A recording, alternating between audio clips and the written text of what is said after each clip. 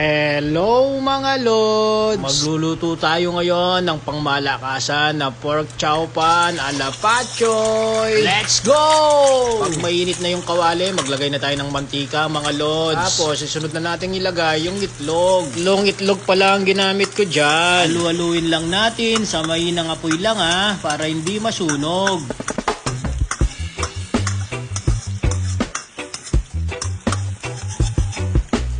Safe na yan mga lods, set aside muna natin.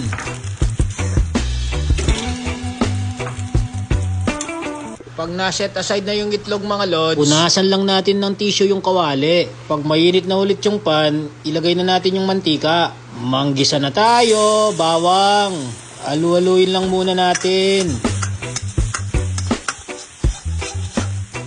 Pag nag golden brown na yung bawang, isunod natin ilagay yung sibuyas.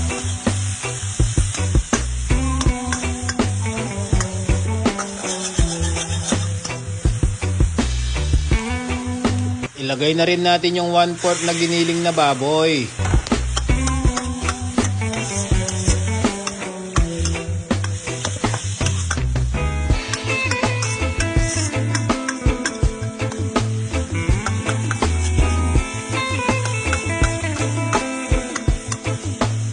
Sunod na natin ilagay yung mga pampalasa natin, pamintang pino, asin,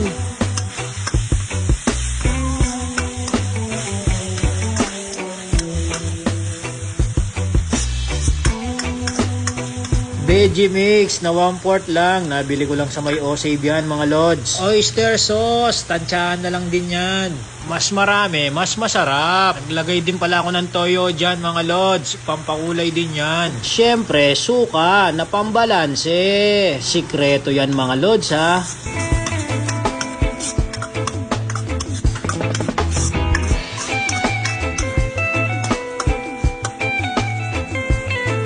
Yung pang pinali, kangkong. Syempre, parang kamukhang kamukha yung nabibili natin sa Chowking mga lods. Diba may kangkong yon?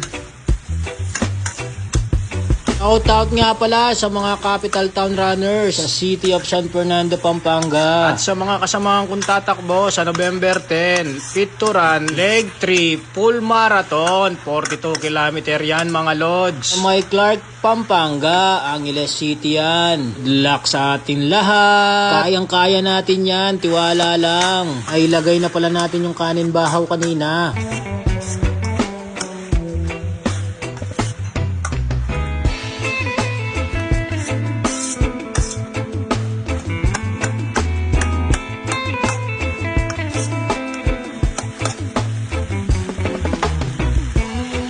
Tapos, isunod na natin ilagay yung pangalawang kaning bahaw. Tip yan mga lods para sipsipin niya ang mga mantika.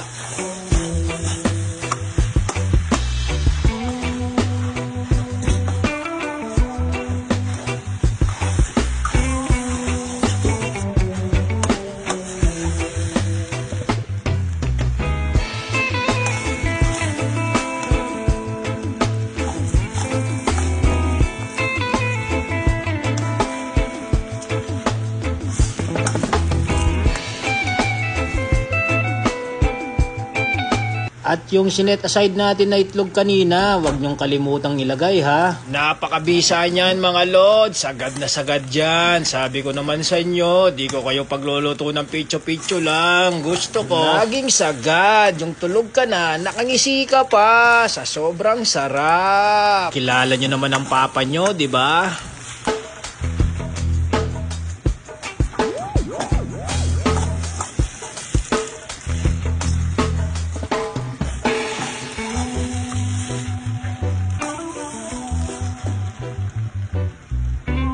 Luto na ang ating pork chow pan a la Patchoy. Madali lang, 'di ba? Napaka-basic lang 'yan, mga lods. Pero quality.